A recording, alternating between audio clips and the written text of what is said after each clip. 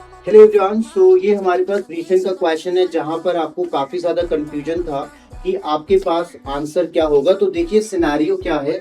आपसे पूछा जा रहा है प्राइमरी लायबिलिटी जो है वो बेसिकली ड्रॉर की क्या होगी। तो ड्रॉर कौन है? जिसने बिल ऑफ एक्सचेंज को ड्रॉ किया। अगर मिस्टर बी ने मिस्टर ए को गुड्स बेचे तो मिस्टर बी मिस्टर ए के पास जाएगा बिल ऑफ एक्सचेंज लेकर। तो मिस्टर बी कौन बन जाएगा? मिस्टर बी बन जाएगा ड्रॉर जिन्हें बिल ड्रॉ करा। और मिस्टर ए कौन होगा? मिस्टर ए होगा ड्रॉई। अब इस सिनारियो में लाइबिलिटी किसकी है?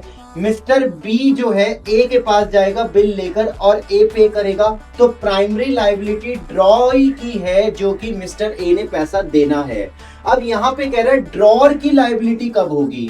ड्रॉर की लाइबिलिटी तभी बनेगी अगर बिल ऑफ एक्सचेंज एंडोर्स होने के बाद जो बेसिकली ड्रॉई है वो इनसॉल्वेंट हो गया। तो फिर ड्रॉर को यहां पर पैसा देना पड़ेगा। मतलब मिस्टर सी नोटरी के पास जाएगा और नोटिस भेजा जाएगा सारे के सारे एंडोर्सर को जो भी इन्वॉल्व होंगे। तो लाइबिलिटी ड्रॉर की कब होगी? Liability to compensate the holder in case of dishonour. क्या ये हो सकता है? बिल्कुल ये हो सकता है। बिकॉज अगर आपके पास होल्डर जो है वो डिसऑनर कर गया तो उस सिनेरियो में कौन बिल पे करेगा?